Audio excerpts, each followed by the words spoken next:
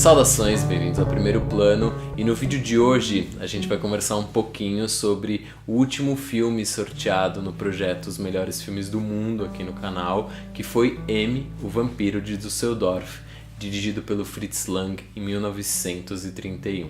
Para você que caiu de paraquedas aqui ou é novo no canal e ainda não sabe do que se trata esse projeto Os Melhores Filmes do Mundo, eu vou deixar linkado aqui e também no box de descrição o link que eu fiz apresentando o projeto. Eu fiz um vídeo contando como é que ia ser e como é que ia se dar. Já rolaram alguns vídeos bem legais, aliás, aqui no canal desse projeto, e com esse filme não vai ser diferente, porque M é uma obra-prima do cinema. Eu já tinha visto esse filme já umas 2 vezes durante a faculdade e talvez um pouco depois, não vou me lembrar. E eu reassisti para fazer esse vídeo e o filme continua me impactando de uma forma muito poderosa.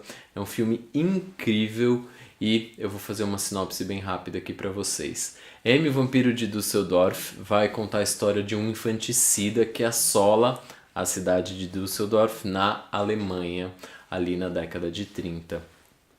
E ninguém sabe quem que é esse assassino de crianças e a polícia tá toda na rua, a população tá em pânico e também os mafiosos da região também não estão gostando nada dessa história, porque como a polícia está toda na rua procurando quem que é esse cara, eles estão fazendo revistas em bares, em bordéis, em casas de jogos, e isso tá atrapalhando muito o negócio desses mafiosos. Então meio que a cidade inteira começa a trabalhar junta para tentar encontrar quem que é esse assassino. Essa é basicamente a sinopse do filme. Ela é baseada numa história real que aconteceu. Pelo que eu li, o caso original, o assassino ele não matava crianças, mas foi um assassino que causou um bom pânico assim na população da época. E aí o Fritz Lang resolveu pegar esse caso e fazer o filme. Só que, como a gente vai conversar aqui, o filme vai tratar muito mais do que somente um assassino em série matando crianças numa cidade da Alemanha. A gente tem que primeiro entender o contexto histórico que a gente está falando. Eu já fiz um vídeo aqui no canal falando sobre o expressionismo alemão. Se você ainda não assistiu esse vídeo, eu vou deixar ele linkado aqui, porque é muito legal você assistir, porque o expressionismo alemão foi um movimento cinematográfico muito importante que aconteceu ali na Alemanha no início da década de 20, e foi um movimento muito expressivo e que falou muito sobre um momento histórico. A Alemanha tinha acabado de perder a Primeira Guerra Mundial, então a gente tem uma Alemanha aí em cacos, assolada aí pela derrota, o povo está destruído, então tudo isso vai se refletir muito no cinema. M, muitos críticos falam que é um filme que faz parte do expressionismo alemão, outros dizem que não faz parte. Enfim, isso não importa. O que importa é a gente entender um pouco desse contexto histórico para a gente entender o filme. Estamos falando de 1931, ainda existia na Alemanha esse clima de derrota e pessimismo, tudo isso, mas também já começava a ascensão do nazismo, de Hitler, que vai ali tomar o poder acho que em 1933 como chanceler, e aí a gente sabe o que vai acontecer. Acho muito interessante a gente analisar a relação desse filme com o crescimento aí, a ascensão do nazismo, e mais pra frente eu também quero falar um pouco também sobre a relação do Fritz Lang com o nazismo, e isso é um assunto para daqui a pouco. Então agora vamos falar sobre o filme em si. A gente já falou um pouco desse contexto histórico para a gente entender essa Alemanha, essa população como estava nesse exato momento em que o filme é feito. E agora vamos falar sobre o filme propriamente dito, e eu já quero avisar aqui para vocês que vai ter spoiler sim, vou contar o final do filme, porque nesses filmes de análise dos melhores filmes do mundo, como são filmes mais clássicos e a minha ideia aqui é fazer uma análise mais profunda, não tem como eu não dar spoilers. Então se você ainda não assistiu M, vê esse vídeo depois, ou se você não liga para spoilers, assista e depois veja o filme. Então vamos lá. Eu acho genial a maneira com que o Fritz Lang conta essa história, porque falando assim, você acha que vai ser um filme sobre uma caça de um assassino, E de fato ele é. Só que o filme ele tá muito mais focado na população do que nesse assassino em si.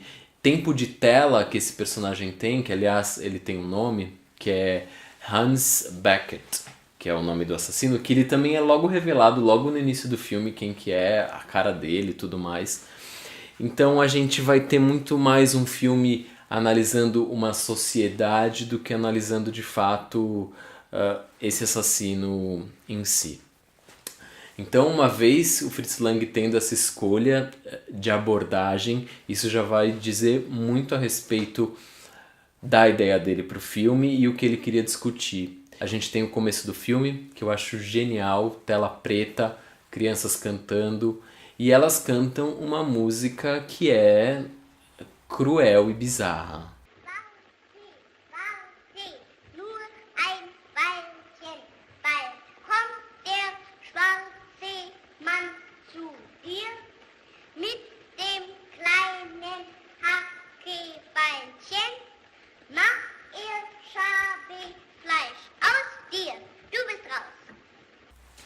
Logo depois temos duas mulheres discutindo, uma falando para essas crianças não cantarem essa música, que é uma música muito horrorosa, e a outra fala, mas enquanto elas estão cantando aí, é melhor, porque a gente sabe onde elas estão.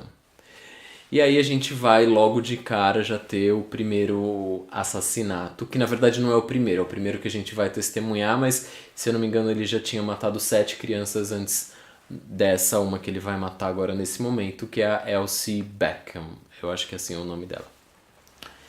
Então é uma sequência incrível que a gente vai aí já ter uma noção da riqueza que o filme traz em termos narrativos, né?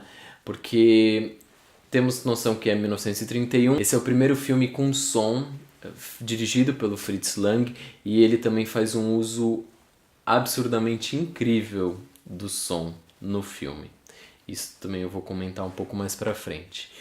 E aqui eu quero, nessa sequência inicial desse primeiro assassinato, eu quero frisar um pouco nessa sequência porque ela tem um requinte narrativo que é impecável. Ele vai se utilizar muito de montagem paralela para criar essa tensão e esse suspense acerca desse assassinato dessa garota.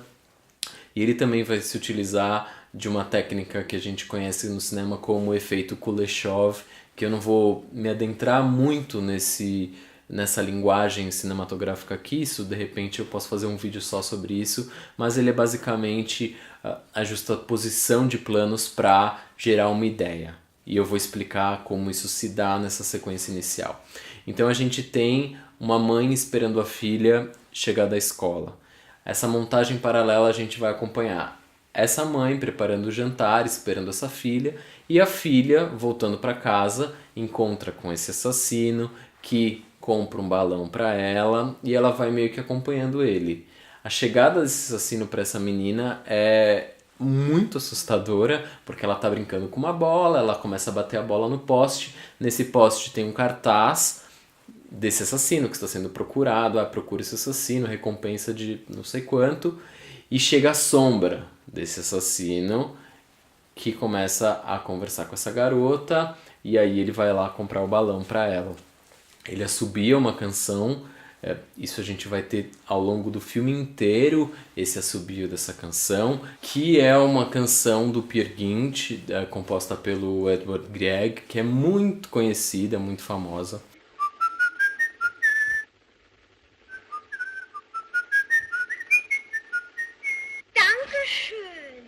E ele vai assobiar essa canção aí ao longo do filme inteiro, e isso também vai ter um significado muito forte para a história. Então aí a gente tem essa montagem paralela e essa mãe esperando essa filha, e essa montagem vai ficando cada vez mais ágil, os cortes vão ficando cada vez mais ágeis, gerando essa tensão crescente no espectador. E aí temos o assassinato dessa criança que, de forma muito inteligente, o Fritz Lang opta por não mostrar de fato o que acontece, mas aí entramos com esse efeito Kuleshov, que é essa justaposição de planos. Temos o plano dessa mãe gritando na janela pela filha, corta para um plano de uma escada, um plano bastante vertiginoso, que dá uma sensação de desespero. Temos o plano de varais com roupas, que dá a sensação da desolação, da solidão. O prato de comida vazio, que está esperando pela menina. E aí, finalmente, a bola que a menina estava brincando, que rola no chão, e o balão dela que sobe e fica emaranhado nos fios elétricos e vai embora. É uma sequência de planos que, quando a gente tem essa... Isso não é uma coisa tão consciente, né? É muito mais inconsciente no espectador. A gente tem a noção de que de fato aconteceu ali aquele assassinato. E o Fritz Lang vai se utilizar desses recursos narrativos em diversos momentos do filme e de uma forma muito inteligente. Como foi, eu falei, o primeiro filme sonoro dirigido pelo Fritz Lang, com o advento do som no cinema, grande parte dos filmes começaram a se tornar muito verborrágicos e, já que a gente pode utilizar do som, vamos colocar som em tudo. E o Fritz Lang não, ele consegue colocar o som de fato onde precisa. Inclusive existem sequências que são totalmente silenciosas. No filme não existe trilha sonora. Ele faz o uso do som de uma forma muito inteligente e que só acrescenta para contar essa história. Aí a partir daí, desse assassinato, a gente vai começar a ver o pânico coletivo dentro dessa cidade, né? Porque os jornais vão começar a falar, mais um assassinato, mais um assassinato, mais um assassinato. E aí a população já vai começar a ficar em pânico. E aí a gente tem mais um assunto que o Fritz Lang aborda de uma forma genial dentro do filme, que é a questão da psicologia de massas. Quando uma pessoa está sozinha, ela está ali na dela e observando ali tudo o que acontece, mas quando essa uma pessoa está inserida dentro de uma massa e todo mundo está, enfim, ávido por alguma coisa, no caso ali, culpar alguém, encontrar um assassino, encontrar quem é de fato esse cara, tudo muda de figura. E aí a gente já vai ter também a sequência que é um senhor tá andando na rua e uma garotinha para esse senhor para perguntar a hora. Aí as pessoas já começam a olhar, já começa a criar aquela massa de pessoas ao redor desse senhor. O que você tá falando com essa garota, pá? E aí aquilo vira uma coisa gigantesca, o que o senhor é agredido e tudo mais, até de fato a gente saber que trata-se de um mal-entendido. Isso é um reflexo muito evidente, né, dos tempos de hoje, que a gente tem essa coisa da justiça pelas próprias mãos, da justiça popular, mas nessa época a gente vai também ter muito uma noção do começo do nazismo, né, que é essa coisa do acusar sem ter provas de nada.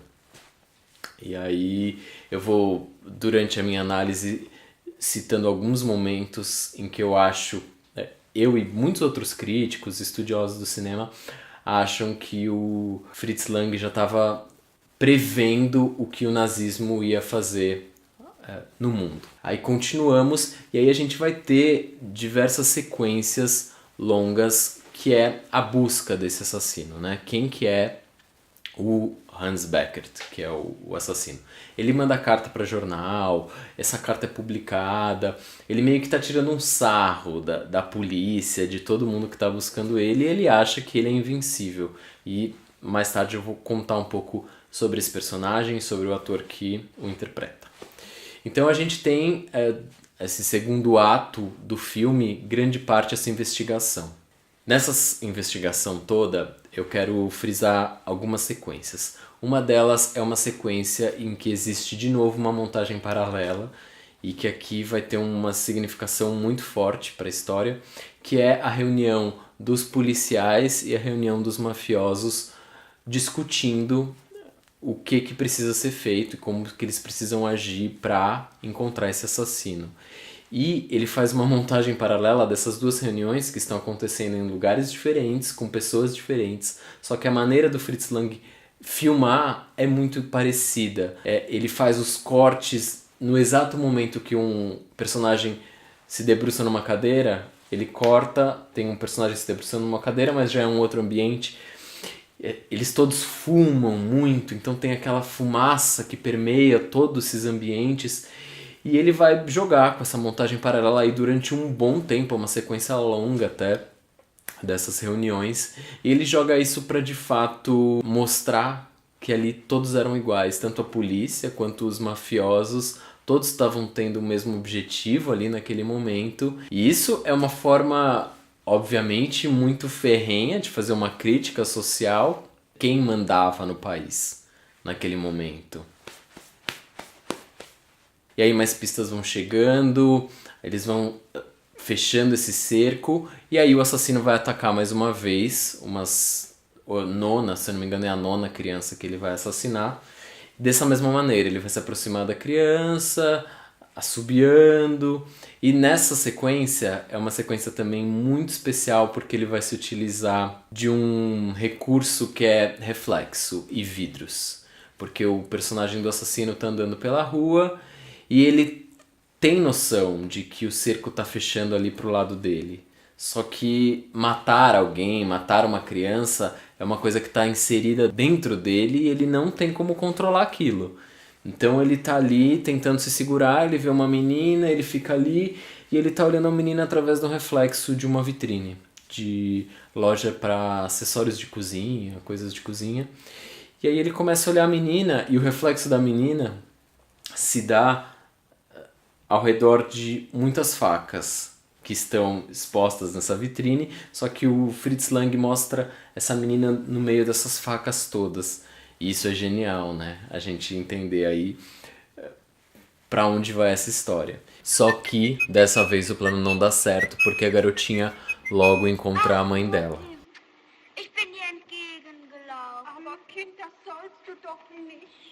E aí é numa outra investida que ele dá numa outra garota que as coisas vão começar a se resolver. Só que no meio disso, como eu falei, as pessoas já estão tendo muito mais pistas de quem que é esse assassino e tudo mais. Eu não vou entrar em detalhes de como eles descobrem isso. Nesse momento, ele tá assobiando e o vendedor de balão é um senhor cego.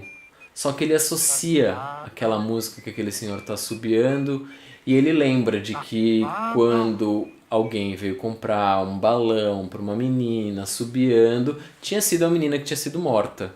Então ele associa aquilo, o cara vai embora e ele chama alguém, assim, gente, alguém me ajuda, o cara ali, ele é o assassino e vão atrás dele. E aí um cara vai atrás dele e vai acompanhando, ele vai levar a menina numa loja de doces, se eu não me engano, com uma senhora, e esse cara começa a observar. Só que ele percebe que ele sozinho não tem como pegar esse cara. Então o que ele faz? Ele pega um giz e escreve na mão M. Vai se aproximando do cara e tromba e passa a mão aqui nas costas dele, na blusa, num casaco que ele tá. E fica estampado o M. E ele fala, ó, o assassino ele tá marcado. Então vai ser fácil de identificá-lo.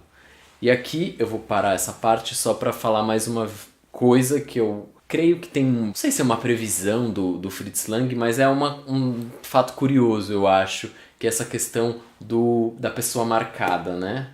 Que a gente tem no nazismo os judeus marcados com a estrela. E aí é outro indício que muitas pessoas comentam do filme, que meio que foi uma previsão do que estava por vir, né?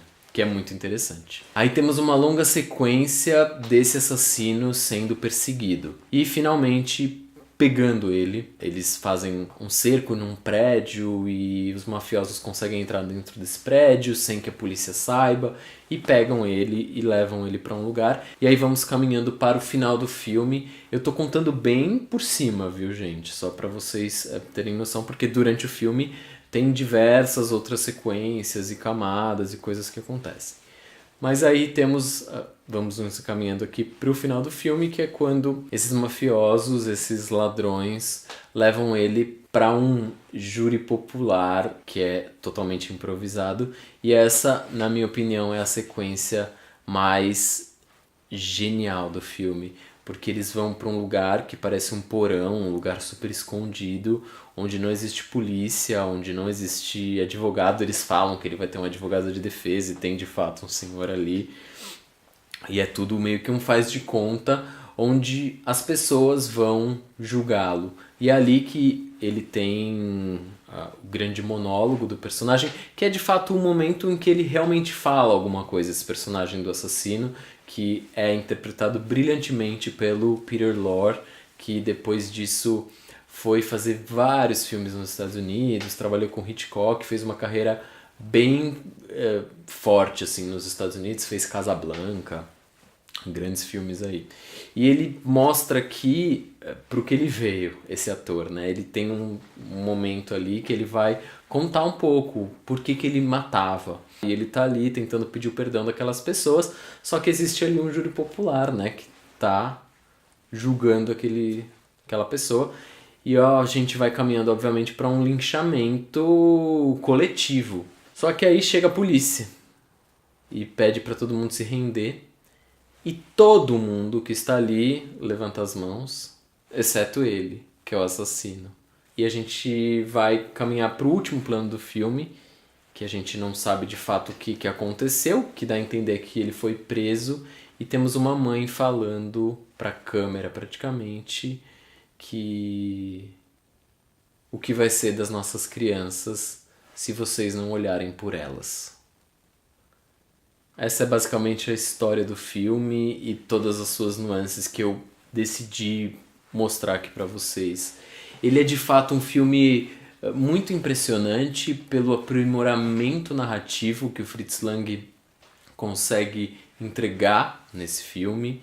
E além desse aprimoramento narrativo, que eu já falei, né, tem muitas montagens paralelas, utilização do efeito Kuleshov, ele faz planos sequências durante o filme, que são inclusive planos sequências muito bem elaborados, que passam de um ambiente para o outro, passa dentro de uma janela, que a gente vai ver muito em filmes do Hitchcock, por exemplo, bem mais para frente.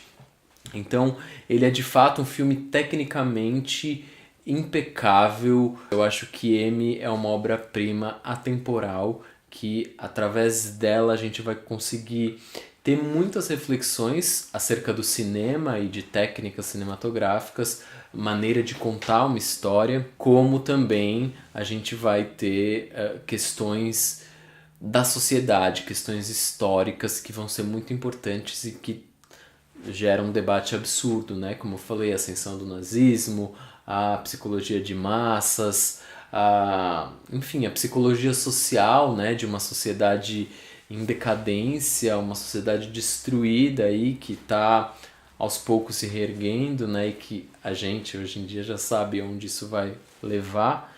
É muito interessante. E, aliás, o Fritz Lang, esse filme foi liberado, não sei como, para ser passado na Alemanha na época. Então o filme foi exibido nos cinemas e tal. E o Hitler dizem que era um grande fã do Fritz Lang, né? Hitler era um grande fã de arte, assim, então ele gostava da maneira que o Fritz Lang trabalhava. Não sei se ele assistiu M, né? De fato. Mas Goebbels entrou em contato com Fritz Lang para ele fazer filmes para o Partido Nazista mais para frente. E aí quando o Fritz Lang vai, obviamente, dizer não e vai para os Estados Unidos. Vai se exilar nos Estados Unidos e nos Estados Unidos ele vai dirigir muitos filmes. Então é isso, assim como em todos os vídeos dos melhores filmes do mundo, vamos agora fazer o sorteio do próximo filme. Então temos aqui o nosso potinho. Eu vou chacoalhar ele bem. E eu torço de verdade para que saia um filme que eu ainda não assisti.